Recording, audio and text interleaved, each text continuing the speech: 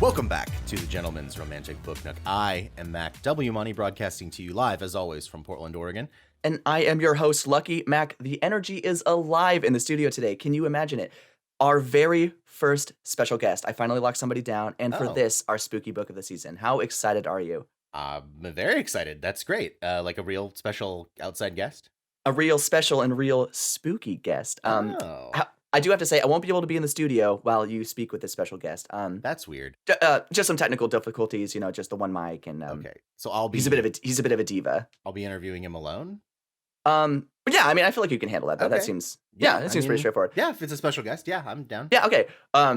So gear up, get ready, and get spooked. I'm scared.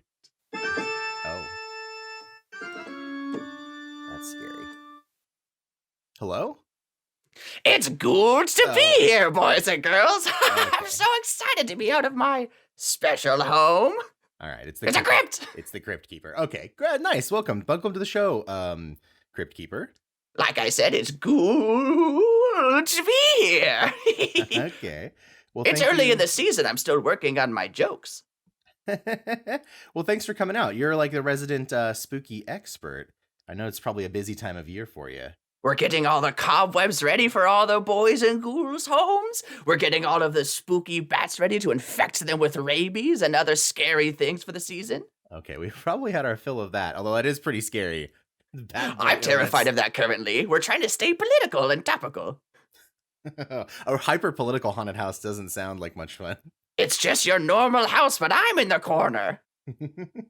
You don't roast any libs at your haunted house, do you? Actually, I invite all of your conservative family members over and we wait for you and shame you in a circle. Oh my god. That's actually terrifying. Very spooky. I know, that's like a fine line between scary and spooky. Well, I'll tell you what, thanks for coming in for the interview. First off, why do you want to work for GRBN? I want to work for GRBN because I find it to be a great way to get even scarier. Now, editing is a really thankless job. What draws you to that for us? My degree in college was actually sound design. I'd be able to put in all the spooky cues that you've forgotten. Crypt Keeper, where did you go to college? I went to community college in San Antonio. Oh, okay, that's funny. I like it where it's warm and the beach Antonio. babies are out. Okay, that's good. Did you pledge any fraternities? No, but I will say I got a good bleach on my bones. You're fun and scary. This is why I make a great coworker. So like you said, Crypt Keeper, we're less than a week into the spooky season at the time of this recording. What's your outlook on spooky season 2020? What's hot? What's not? Pumpkins carved like bats? In. Hot. Steaming hot. Handing out candy to kids? Out. No touching. Not this year. That's good. That's a good. Take some precautions. Pumpkin spice beer? In again. Never out. Always good year round. Okay, good. Tricking your coworkers to think you're hemorrhaging? Back in. Back in again. Funny in the 90s, funny again. Let's take this one for a little spin. Rhyming spooks back in. Okay, I just want to take a moment, Crypt Keeper, and tell you that your spook lists are so much better than Oprah's gift lists. It really can round out anyone's home. Everyone sort of is familiar with you as the Crypt Keeper, but who was the Crypt Keeper when he was alive? His name was Gavin. He he was an undertaker back in old Victorian times. He had a weakness for cigars and a strength for prostitutes. Oh, he majored in prostitutes. Yes, he used to help them as an undertaker. Any extra wages would go to keeping their families fed. He was one hell of a soul. But then he did pull a prank on the Grim Reaper when he came to take his soul, and here I am. The question on everyone's lips, I think the listeners at home, is, Crypt Keeper, are you married? Is there a lucky lady in your life? There used to be when I was alive. But now that I'm dead, it's more of an open market, if you know what I mean. You can't tie down what's already dead. Oh, I see. Nice. Imagine me putting my shades on at that moment. So apologies if this next question is insensitive, but Monster Mash, fun parody, or piercing stereotype? Oh, That's why I decided to come in the studio. GRBN asks the real questions. We don't shy away. It's piercing racism toward the monster type. I cannot imagine this song being made. Do you want to know how it should have gone? This is the MASH. Leave these monsters alone. Yes, it's a MASH. That is their time, not yours. I see. So your problem with it is that while the monsters do party together and they may mash, it's not for living eyes to witness. No, indeed not. The check at the door is dead eyes only. It's those damn kids sneaking around the back and taking pictures, making songs about us. It's downright rude, and I deserve to live in the respect a monster needs. Okay, so you feel marginalized by Bobbis Bori Pickett's seminal hit. Not just marginalized, I feel penalized. Okay, I don't know if that's a pun or not. It's kind of hard to tell. It's okay, that laugh helps. What is your response to the allegations that have been leveled against you? Lies and slander. I would never do anything wrong. Well, unless I was being specifically paid for it, as is my job. Fair enough. And now, one final question before you return to the crypt. Are you registered to vote? And if so, who will get your vote in the upcoming election? The Crypt Keeper always votes green. No! Oh, hey, Mac. Yeah, sorry. Hey, I'm back. The Crypt Keeper just ran out of my studio, like cackling on his way out. Everything go okay with the interview? Great. Oh, all right, fantastic. Well, I'm glad our first one went well. I'm looking forward to some more people joining us on the show. He's a fun guy. It was really strange and unfortunate that you weren't able to join us for that interview. Oh, that's okay. Hopefully he'll take the job and he'll edit a nice copy for us. Well, welcome back, Lucky, and welcome back, folks at home, to our second spooky episode of GRP, and our journey into love in literature continues with the second installment of Widdershins by Jordan L. Hawk, the gay, horror, Lovecraft, romance. I don't know how many more qualifiers I can put on there, but they're all true. Everything you've heard is true. This was a great reading, I got to say, Mac. I'm very excited to get into it. This was one of the books that I had trouble putting down and stopping after we finished our reading. Let's get into a little Widdershins in review. Dr. Percival Endicott Wyborn is having one hell of a Monday when he unexpectedly meet-cutes the ruggedly handsome Griffin Flattery, a private detective looking to solve the mysterious murder of one Philip Rice. Wyborn, with his specialty in translation, is put at the disposal of Griffin to translate a ciphered journal of the murder suspect. Sparks fly between the two that Wyborn ruthlessly shuts down. And that word is very aggressive to me. He's very ruthless about any love he has. But that first chapter of the reading just completely encompasses what the entire book is going to be, and I really respect that about Jordan Hawk. The book starts at a run, and I like that. A lot of times, especially with the romance books we've read, it's a very slow paced to begin. This just like hits you with it right away. Like you said, we get that meet cute. And I believe heard you say meet cute? Yes. M-E-A-T cute? Well, this wasn't that meet cute. This one was a little bit more innocent. That's true. He's bookish and shy. Griffin is strong-jawed and strong-willed. They have the classic moment of, I think it was Wyborn running into Griffin with a handful of papers and, clumsily dropping them onto the floor as Griffin bends down to help pick them up, and their eyes meet across the documents. He doesn't talk about his thighs or his butt in this chapter, but he does talk about Griffin's eyes, and I had to quote it because I thought he's sort of trying to repress his homosexuality and his desires, but it definitely comes through because he had beautiful eyes. His eyes were as green as malachite, shot through with strands of rust and lapis. I've never once noticed 3 colors in someone's eyes the first time of meeting them. I work in the arts, and I couldn't look at something and be that specific about 3 different color eyes. Like, malachite, rust, and lapis are also not normal. That's not normal colors. What I really liked about that first chapter, too, is it gives us one of the major locations in the book, the museum where Wyborn works. This is like a crucial thing throughout these first couple of chapters. There's a lot going on here. I like that they set it up for us early as a spooky institution. The way that Jordan L. Hawk describes this location is dark and labyrinthian and scary all the time. Everything is a spooky labyrinth in this place. The library, spooky labyrinth. The men's restroom, spooky labyrinth. Where do you pee in this damn thing? You open the door to the stall, you're in a real hurry because it's burrito day at the museum. You open it up and there's a minotaur in there. I'm sorry. I don't even understand why the museum keeps having a burrito day. They know what's going to happen. The janitors had that whole petition, please, we can't afford the plunger repairs. Continuing with a review, While Wyborn begins to unravel the mysteries of Philip's book, we are introduced to his suspicious godfather, Addison Somerby, and slowly learn about Leander, Wyborn's dead youthful love. As the emotions and mysteries swirl through an exhausted Wyborn's mind, a gurgling and hidden presence seems to be spying on him in the dark. Yeah, just to jump in there real quick, Lucky, before you go on. Mhm. This chapter, not a lot sort of happens in this section of the story, but there is a really sad moment where Wyborn goes home and he picks up like a loaf of bread for dinner on his way home. And there's this quote, I ate my dinner of bread and beans in my chair, hunched over my books and making notes on a cheap pad of paper. His life is so sad. He needs a hunky twunk to come in and turn his life upside down with spooks and magics, because beans and bread, and he can't even afford a nice notebook.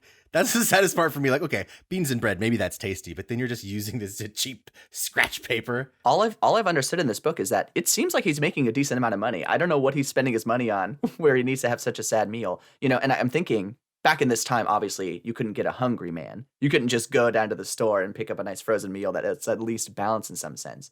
But if you go and pick up a hungry twunk, then your meals are satisfied for the rest of your life. Griffin might not be able to cook, but he is a feast for the eyes and for the guys. He's certainly smuggling a pair of Christmas hams in his trousers. Wyborn tries to shake off the fears of the night and is immediately accosted at work by catty coworkers, even before his morning coffee. He runs away headlong into Griffin, my coffee, who charms him into a lunch date. Peppering an amuse-bouche of flirting throughout lunch, Griffin convinces Wyborn to accompany him to the police station, hoping to figure out more from the detective working the case.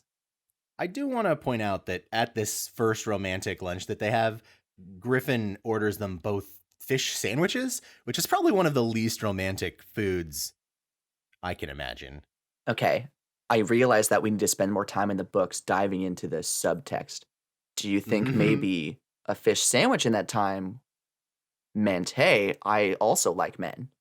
That seems counterintuitive to me.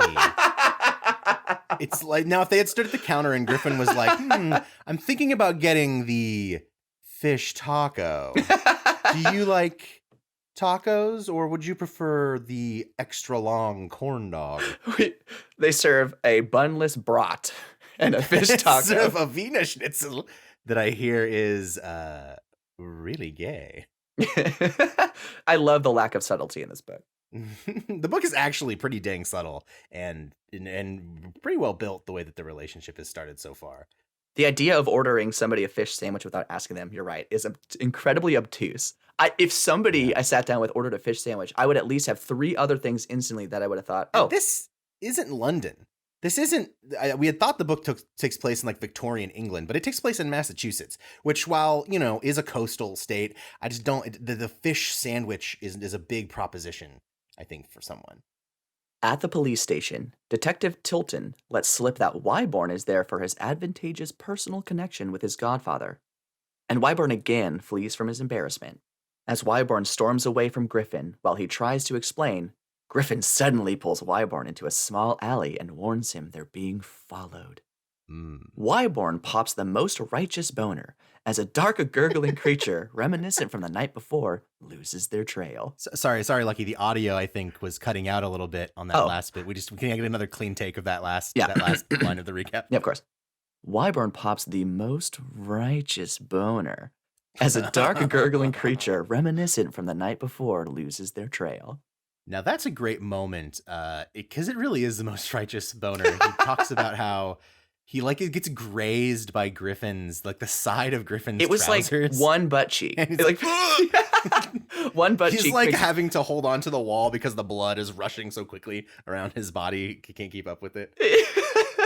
I mean, this man, he got hurt so quickly he almost fell over. They're being chased and almost murdered, and he's sitting there with this amazing erection. Well, to be fair, and I don't know if you mentioned this, but Griffin does put his finger up to Wyborn's lips, true.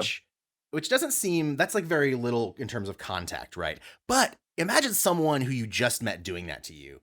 Like you're in an alley, they push you up against a wall and they put their finger right up on your lips. Like you could stick out your tongue and like taste their finger. And then what happened? Oh, sorry. A ghoul walks by.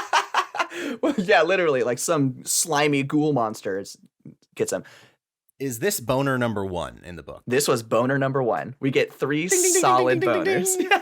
We'll put one up on the board. And I've got a little urchin child who's up there with chalk on a piece of chalk on a chalkboard. Sir, what's a boner? Yeah, no. He's got earplugs in. The urchin child needs to be kept. So you're doing it like an aggressive, masturbatory motion toward him, and he understands. I tell you, I point at him really aggressively, kind of like, hit me. Okay, I gotcha. And he nods and does it, and then I throw some candy at him. Thank you, sir, for the candy. I told you to hear nothing and say nothing. I took out I just keep track of the boners. I mean, wait, what? Damn it. I heard something weird there.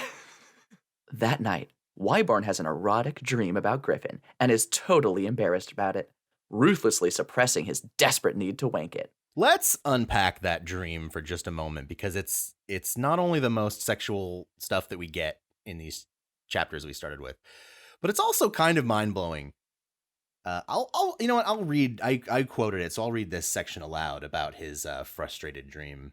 So he has this fantasy about that moment in the alley, going a little bit further and having Griffin insert his finger into his mouth, which is like pretty sexual. So then he sort of bursts awake before, well, it doesn't burst. He wakes up, and here's the quote. I lay paralyzed for a disoriented moment, gasping amidst tangled sheets, my every nerve sensitized until it seemed a stray breeze might bring me to release. We've all been there, guys. I could think of nothing but continuing, of wrapping my hand around the thick rod of flesh and finding completion. Heyo. So he's kind of complimenting himself there. The thick, long, average, but a little above average. I looked it up. Mac, would you be saying he's being a little masturbatory? Well, you'd think. No, I whispered to my empty room. No, this was in my control. This had to be in my control. I loved Leander, and he had died for it. I had taken notice of other men in the years since, but such notice had not overwhelmed me. That could not change now. Certainly not for an impertinent ex-Pinkerton like Griffin. So he's like refusing himself masturbation and release due to guilt, which is a real shame. Because if you're not, I'll be honest, if you're not taking care of it yourself, your head's not going to be in the right place. You're going to be popping boners in alleys. Yeah, exactly. If you're so like withheld, if you're so damned up that you're about to faint from an erection in an alley of a, like, yes, I agree, slightly sexual, but not that sexual moment, he would have died. Like, he would have been eaten by whatever beast was chasing them. He wakes up and he's worried that a strong breeze is going to make him ejaculate, which I think is holy shit, unrealistic. I think like a hurricane force wind might. Book theory: the strong breeze is a ghost, and at one point he's going to get a hand job from a ghost. Wow. Okay, I will make a bet with you that does not happen. Deal. All right. Yes, sealed and dealed. Loser buys the next book. Continuing with the review, Wyborn reveals the book he's been deciphering is a grimoire, or an ancient book of dark magics. Griffin convinces Wyborn to break into the docks later that night, where Philip Rice has been stashing alchemical ingredients from the book. Their relationship jumps to a first-name basis. Wyborn arrives at the docks right on time, unknowingly eager to see Griffin. He pops another timely erection as they make their way into the warehouse. Count it! That's it, folks. Number 2. 2 boners. This is where things start to get a little fucking bonkers, so bear with me, folks. Wyborn finds a journal with a phoenix clutching an Ouroboros, a room full of jars containing some smelly stuff, all leading to a Frankensteinian laboratory littered with broken coffins and remnants of the grave. Hang on, sorry. I thought I just heard a cackle from downstairs. You're not supposed to be listening to the recording. You're supposed to go home, Crypt Keeper. Go home, Crypt Keeper. That's my ketchup. Don't use all the ketchup on the corn dogs. Okay, sorry. As soon as Griffin sees the journal and shouts at Wyborn to run, it's already too late. Yeah, the black magic in this section really gets kicked up. We see our first creature there in the doorway right at the end of this. You mentioned earlier the Arcanorum, the book that they've been deciphering. It's like a tome, a book of spells. And in fact, Wyborn theorizes that the author of the Arcanorum drew from, he mentions a few different authors, but one of them caught my eye. It's Al-Hazrad. Abdul Al-Hazrad wrote the Necronomicon in H.P. Lovecraft's mythos. So we're drawing like some direct references there. There's a couple others too. There's a funny moment earlier when Wyborn is talking about how Widdershins is like a normal place to live.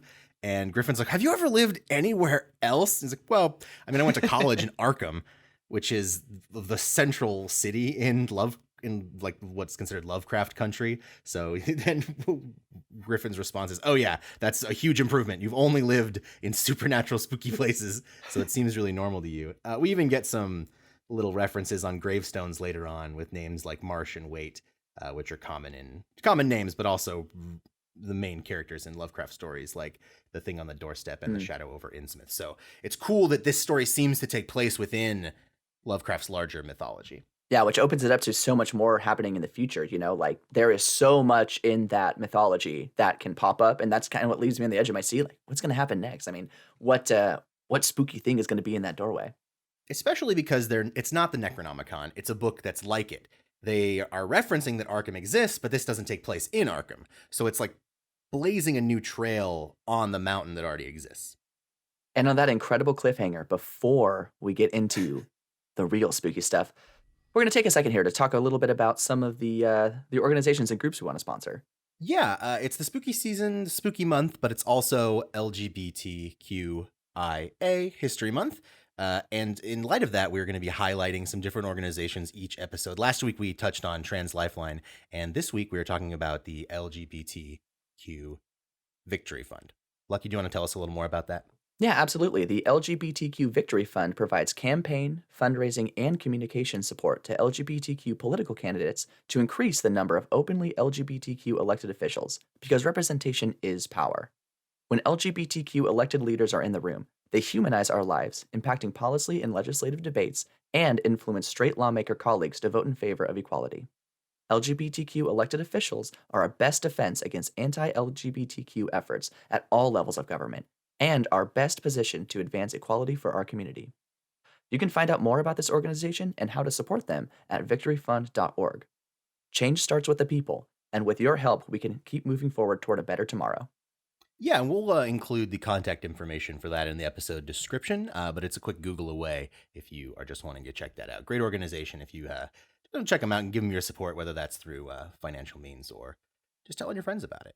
And one final time, that is the LGBTQ Victory Fund. So the pieces have all been set for the spookiest parts of the story. We've got the museum, we've got Griffin and Wyborn dancing around each other, erections are flying. You've got Christine, who is kind of his best friend at the museum. She's sort of on the periphery of the story. And I honestly, at the beginning, I wasn't really sure what role she was going to play, but they've really, even at the beginning, they make her out to be this badass. And it's kind of cool to have that. She's like a female Indiana Jones a little bit, because she talks about how she's, fighting people off. Everyone's trying to like put her down and keep her in like a corner because she's a woman. But she gets out there and she rescues these artifacts. Oh, wow. Not really rescues. That's a bad term, because we are talking about an American museum they've just taken these artifacts, and right. The whole book actually seems like that's right. Like that's correct. That doesn't stop to think about that these artifacts should be in a museum in Egypt. Frankly, with the way this book is going, it might turn around and the bad guys are doing the right thing. We're taking artifacts back for the people. The ghouls are just trying to reclaim their family's stolen artifacts. Stepping in from our horrifying monster blocking the door, Griffin and Wyborn are faced with their first eldritch horror, a terrifying, shambling crocodile man. Through some bravery, but mostly luck, they are able to fend off the creature and safely escape the warehouse. Shaken, they head over to Griffin's house to wind down and recap about what happened. An opportunity for Griffin to fill us in on his history with the cult of the Brotherhood of Immortal Fire. Well, that's a mouthful. God, I know. You'd think you could shorten that up, right? We learned that lesson early, GRBN. Wyborn is able to overcome his shyness and ask to be part of the case, and the official Griffin and Wyborn partnership begins. The next morning, Griffin and Wyborn head to the King's Cemetery to find out anything more from the town founder, Theron Blackburn's robbed grave. They discover he was involved with the Brotherhood of Immortal Flame. As they search, a twig snaps in the woods, and the boys rush into the Drakenwood after the spies. Wyborn gets lost and has an eerie encounter with a spooky hooded figure and an evil smile. Not suspicious at all, right? Once he returns home, Wyborn tries his hand at a novice spell from the book and is successful at lighting a candle. It's confirmed, folks. Magic is real. Yeah, that has some troubling implications historically. You mentioned the town leader, the town founder, Blackburn. They go and visit his grave, and he's the leader of the cult that they're sort of investigating, or the founder of the cult. And he fled Salem during the witch trials, which is insane if you think about it, because if the witches were real and the magic was real, then we need to completely reclassify our perception of the Salem witch trials as a part of American history. You're saying we should start weighing people against ducks again. No, the American population has grown much too obese for that to work. That's a good point. That's a fair point. And the geese have only gotten thinner. And that magic is so easily learned was surprising to me. He sits for maybe an hour or two and is able to just like light a candle with his brain. That was pretty cool. Yeah, it seems a little bit too easy in that sense. You know, maybe that'll be a trope of the book. We're only the third of the way through. I'm hoping to see that this access to the dark powers is going to make Wyborn a little bit crazier, a little bit more powerful. At the end of the book, I want him to like rise like 3 feet off of the ground and like pillars of flame and lava spewing out of the earth. With the clip that this book is moving along, easily he could get those powers by the end of this book. After experimenting with black magic, Wyborn spends his day in the labyrinthian library researching even more dark and evil things. As he loses the hours and hurries home, he trips over the shredded corpse of the museum's night watchman. Not Giuseppe. It happened again. He was trimming the hedges and was murdered. No. Who's that wandering around the halls so late at night? What was that? My hearing's not as good as it used to be. I have to speak up, son. Fuck this murderer. Oh, my body. My beautiful body. Wyborn smells the all too familiar stench of the monsters, called guardians, and tries to make his escape. He collides with his catty coworker slash BFF Christine, who gets a fucking gun and is down to fight the intruders. Yeah, let's just, I want to talk about Christine again because she is a bad biff. Griffin, who knows that they're monsters, is like, we got to get the fuck out of here. And she, assuming that they're potentially armed robbers, is like, I can't believe you're going to be such a coward. Let's take care of him. And pulls like, it's a pistol. It's not large, but it's like a snub-nosed revolver, I think. And she's ready to like take him out. And at this point in the book, you know, obviously our review can't encompass all the details. They are assuming people are breaking into the museum stealing things because they've lost, at this point, a crocodile and a hyena and some other animals. Yeah, there's been a couple minor robberies over the last few months at the museum. Yeah, so she started packing heat, I guess, just in case. After Wyborn and Christine get their heat, an action-packed shootout happens with a thief and hyena slash human hybrid beast. They end up trapped in the dark underground storage of the museum with no lights and the hyena monster on their tail. It's a great moment in that section where Wyborn is thinking, Christine was pressed up as close to me as Griffin was, but luckily it provoked none of the same reactions. It's like, yeah, man, we get it. My penis was flaccid as a sleeping elephant's trunk. Okay, we just toned down the description a little bit. Yeah, right. I got this sexy dream. I understood kind of where your proclivities were, my man. Like, My you don't mind really went need back to the dream, and I began to become aroused again. No. A daring plan by Wyborn involving his new combustion man powers and an old spear saved them from the hyena beast. The next morning, after hours of police interviews, Wyborn hears Griffin defend him from the museum bully Bradley and is rightly swooned. The two of them, with Christine, head to Marsh's diner to debrief what happened the previous night. They come to the conclusion that the Brotherhood of Immortal Fire is planning to steal the mummy of Nefren Ka on display at the museum to resurrect it. I do love how, it's monsters. Twist. I like how quickly they've all seen something supernatural, so it's not surprising, but you know, oftentimes in horror movies, people are reluctant to believe what's in front of them, and they have moments of like, it can't be true. They go out to eat some fish sandwiches, and they're all just like, hell yeah, with a little girl, this is monsters, right? We're dealing with black magic monsters. Yes, yep, perfect. Scoobies, assemble. I actually, you know, I was going to argue that maybe Griffin was a little bit slower, but he has seen monsters at this point. Like, he saw the crocodile man. Christine saw Wyborn do magic and also the hyena man. So, like, Yeah, and I don't know if you mentioned it, but when they're in the warehouse, Griffin sees the cover of that book and immediately is like, we have to leave. So he's aware of Right. how dangerous this group is. Whether or not he, I think, knows exactly what's real and what's not about their beliefs, he knows that they're out there and they are dangerous.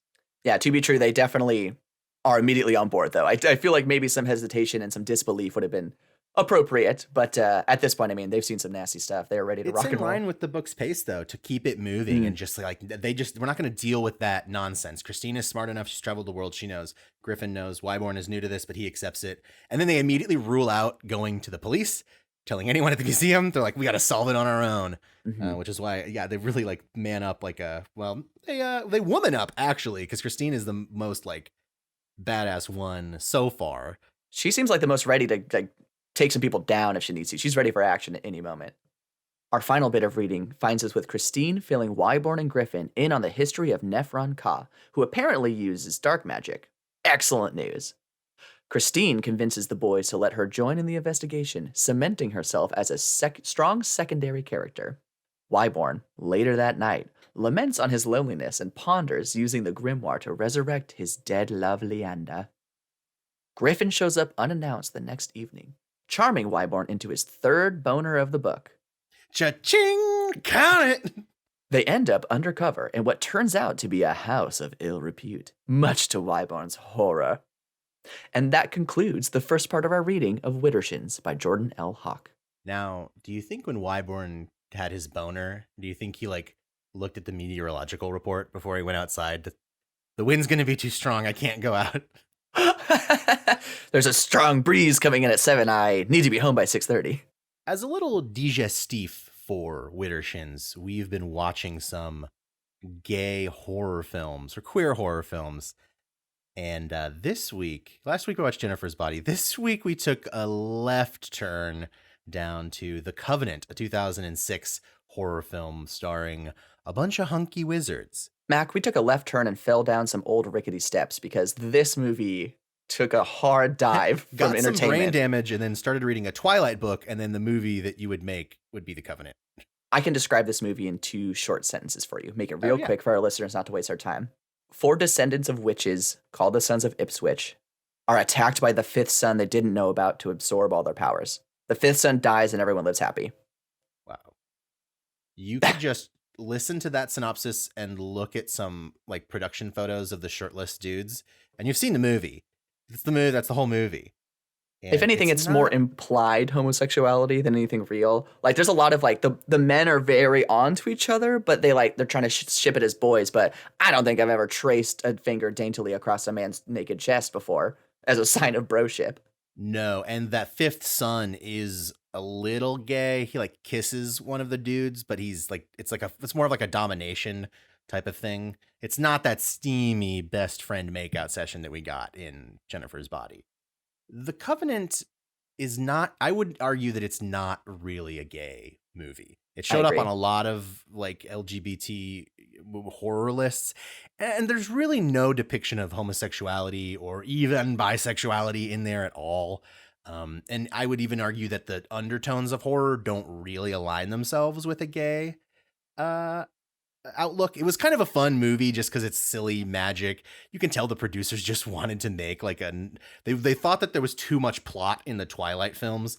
Like there's too much going on for audiences to understand. So they just stripped all that away, and you're just left with a couple of hot dudes named Tyler, Tyler, Twonkler, Twonkler. They make a hilarious Harry Potter quip right at the beginning where they show their magic powers. God. And that, I gotta say, set the tone for me of like an internal groan. Harry Potter's got nothing on this shit. Come on. It wasn't even a good line. Plus, Harry Potter had a flying car too, or the Weasleys did, and he stole it. And that was way cooler of a scene than them like probably driving drunk and escaping from some cops. Yeah, they were like driving drunk through a forest, like, cool scene already. And then Harry Potter flew his car to school one year, so yeah, put that one back in your pocket, Taylor. Yeah, why don't you get off Harry Potter's nuts, Taylor, Twonkler? Get off Ron Weasley's jock, Tay. So I'd probably rate that movie as a don't watch. Yes, Jennifer's Body. If you're interested, if the movie sounds interesting, check it out. It's fun. The Covenant. If the movie sounds interesting, God, I don't know. I'm sorry, I guess. I really don't know how to help you. Yeah, I'm not one to belittle the things we watch. I want to make sure to create a space for everyone. But my mind shan't be filled with another second of that movie. Although I will say we had a few beers, and I think we did end up having a good time by the end of watching that. It just got crazy. So if you got some friends, maybe pop it on. Not pop a game it on. movie, though. Pop it on. Don't pay attention. Turn back around when they strip in the shower. And if you have a good argument why that's a gay movie, feel free to reach out to us. I'd love to hear what the argument for that is, other than just male eye candy. You can reach out to us. We're on social media. We're on Twitter. We're on Instagram. If you want to send us an email directly, that's grbooknook@gmail.com. Yeah, the absolute best way to help us out is just telling a friend about it. We don't do any type of advertising to get our name out there. We rely on you, our faithful and Shout avid it listeners. from the rooftops, as they say. Yeah, my neighbor is very mad at me, and I did summon a few coyotes in my backyard the other day, so gonna stop doing that. Now we're gonna rely on our listeners. And your roof has never been holier. So I think that brings us to the end of the episode. Mac, do you got anything for us here at the end? Any notes? Thank you for all those folks out there who tweeted at us on International Podcast Day. We're not an international podcast. As we try to be. Wait, technically we do have like 2 listeners across the seas, so I would say we're international. Oh, there's that one person in Northampton, England, that's out there listening to us. Alan Moore, if it's you, I'm excited for the show. Looking forward to hearing from you, Alan. The next chapters we'll be reading are chapters 11 through 20. That'll get us 2/3 of the way through the book. Looking forward to these next couple of chapters. I gotta say, we just got the team together, and now they're going to be stopping a murder mystery. That episode is going to be out on October 23rd. Getting close to that spooky season. And if you're a big fan of spooky season in the show, keep your ears open, because there might be a little extra Halloween surprise popping up near the holiday this year. Keep an eye on the feed. Tell your friends about it. It's going to be one hell of an adventure. I'd like to say thank you to Andrew Huang for the use of our music, Grind. It's some good party music. I feel like it's kicking up the energy a little bit. I got to say, I've worked it into my normal playlists to keep things lively. So yeah, if you can support Andrew Huang and download all of his great music, I don't know anything other than Grind. I suppose it's amazing. Mac, now that we find ourselves at the end with a little extra time, I'd like to indulge in a little bit of creative fantasy here. Which celebrity, if they hosted their own haunted house that they had to design, which celebrity's haunted house would you want to go to? You know who would probably have a really fun and scary haunted house would be RuPaul. I feel like RuPaul's haunted house. I mean, that should be a whole season of the show, really. I would love to see a season of that show where they do the whole season, they're building it, but they're also working on their costumes. So like each room is the competition, right? I've never seen the show. I assume people are getting cut from the show. Each like time they need to cut people is when they display their haunted rooms. Show ever made. What's your dream celebrity haunted house? You know, as much as I'd like to say somebody like Stephen King or somebody who's like worked in horror, I got to say, just based solely off of their internet presence, their liberty with words, and their strength and conviction of who they are, I would love to go through Cardi B's haunted house. Oh. I think that there's some ghouls in this house. Yeah, I mean, a ghouly twerk version of WAP would pretty much make my life complete. And I think at that point I would have to start working on like, how do I find fulfillment? I've seen the most perfect thing ever. And then she would pop out of the fridge and she'd be like, coronavirus! Oh, no. And scare the shit out of everybody. Except I think in the haunted version, instead of Megan Thee Stallion, it's the Crypt Keeper singing the song with her. Do you think the Crypt Keeper has enough back me to even compete with Megan Thee Stallion? Mac, I'm pretty sure you would need 10 Crypt Keepers. To get the amount of ass. To get the amount of ass for one Megan Thee Stallion. And if that's not a compliment, I don't know what a compliment is. Big ass booty make these scary games weak. Oh my god. It's a full-length parody of the music video, the lyrics. Wet ass, wet and spooky. I wonder make their show up game week. I wonder what the lesbian response to that song and music video has been.